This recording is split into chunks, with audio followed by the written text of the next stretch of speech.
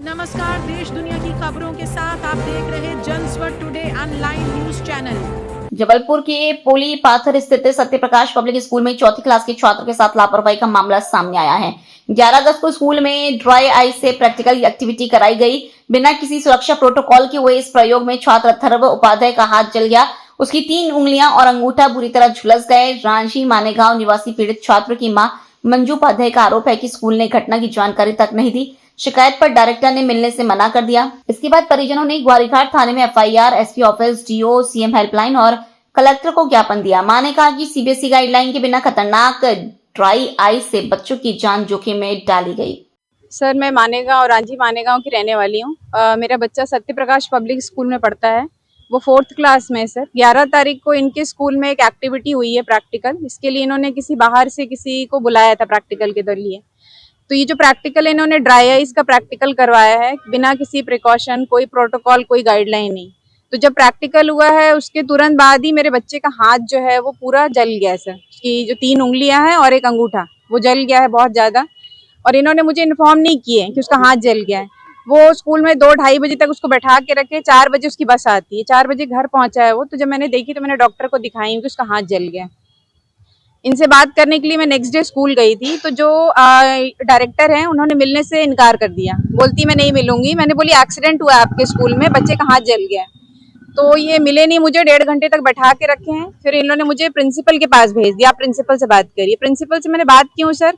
उन्होंने मुझे कोई वैलिड रीजन दिया नहीं, सिर्फ हाँ हाँ करती रही। वो बोली कि हाँ हमने देखा है। उसके बाद जो मेरे सवाल का जवाब था कि सीबीएसई की किस गाइडलाइन के तहत आपने बच्चों को ये एक्टिविटी करवाई, क्योंकि 4th क्लास का बच्चा ड्राई आइस का क्या यूज है, कोई यूज नहीं है। इन्होंने कोई जवाब नहीं दिया। नेक्स्ट डे मुझे सर अपॉइंटमेंट लेके मैं डायरेक्टर से बात करने गई।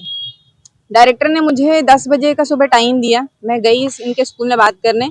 अभी बस मैंने उनसे पूछना ही शुरू किया था कि मैम ऐसा ऐसा हो गया 11 तारीख को आपके यहाँ, ये आपने सीबीएसई का कोई प्रोटोकॉल आया था क्या, कोई गाइडलाइन के तहत आपने बच्चे को ये प्रैक्टिकल करवाया है?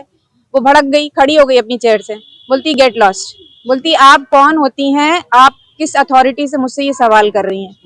बोलती हैं कि वो उनका कहना था कि आप जानती हो कि आप कहाँ पर खड़े हो कि किससे बात कर रही हो। बोलती है कि हमको इससे कोई मतलब नहीं है, हो गया तो हो गया, और भी बच्चे थे, सब कुछ था वहाँ पर, आपको ज्यादा दिक्कत है, आप जहाँ जा सकती हैं जाइए, मुझे किसी से कोई डर नहीं है, आपको जो करते बने कर लीजिए। मैंने फिर भी रिक्वेस्ट की कि मैम एक बार आप देखो तो बच्चे के साथ हुआ क्या है। काफी बर्न हो गया क्योंकि उसकी उंगलियां सर हार्ड हो गई हैं। ना वो पेंसिल पकड़ पा रहा है, ना वो लिख पा रहा है, जो कि एक ब्रिलियंट बच्चा अपनी क्लास का रेगुलर स्टूडेंट है। कौन सी स्कूल है, कहाँ का मामला है? सर ये सत्यप्रकाश पब्लिक स्कूल पोली पाथर का मामला है। 4th क्लास में है वो बच्चा। आपने शिकायत की है? हाँ, इसकी शिकायत सर मैंने, क्योंकि डायरेक्टर ने मेरी बात नहीं सुनी उस दिन, तो मैं सीधे फिर ग्वारीघाट थाना जो है वहां पर इनकी एफआईआर करवाई मैंने। उसके बाद जो एसपी ऑफिस है वहां पर भी दिया, डीओ ऑफिस में भी दिया है, मैंने सीएम हेल्पलाइन में भी कंप्लेन किया और आज मैंने कलेक्टर के पास भी ज्ञापन दिया है। कोई कार्रवाई नहीं हुई सर। आज 7वां दिन है, स्टिल बच्चे का जो हाथ है रिकवर तो कर रहा है, बट सर बहुत उसकी उंगलियां हार्ड हो गई, एकदम स्टफ पत्थर की तरह है, रेड है। पर स्कूल को जरा से भी वो नहीं अपॉलॉजी कि हम एक बार बच्चे को बुला के उसको देखें उसको हुआ क्या है। ऊपर से वो प्रेशराइज कर रहे हैं कि आपको दिक्कत है तो आप बच्चे को लेके चले जाओ। सर मैं अभी मेरे को मीडिया पे एक भरोसा है, क्योंकि यही मैं समझ रही हूँ कि यही वो लोग हैं जो चीजों को आगे ले जाते हैं। तो मुझे मीडिया पे भरोसा है। अगर नहीं कार्रवाई हुई तो मैं रुकूंगी नहीं, मैं इससे भी आगे जाऊंगी, सीबीएसई में भी मैं कंप्लेन करूंगी, क्योंकि एक बच्चे का सवाल नहीं है सर। इन्होंने सारे बच्चों की जिंदगी के साथ खिलवाड़ किया। ड्राई आइस बहुत खतरनाक चीज है, सॉलिड कार्बन डाइऑक्साइड, इवन इसमें से जो कार्बन डाइऑक्साइड रिलीज होता है उसके सफोकेशन से इंसान वैसे ही मर जाता है उसके धुएं से। तो बच्चों के साथ इतनी खतरनाक एक्टिविटी स्कूल में बिना सीबीएसई प्रोटोकॉल गाइडलाइन की क्यों गई, और अगर किए तो कोई इन लोगों ने प्रिकॉशन क्यों नहीं लिए? क्योंकि बिना ग्लव्स के आप उसको टच नहीं कर सकते, ये उसका सिंपल गाइडलाइन है।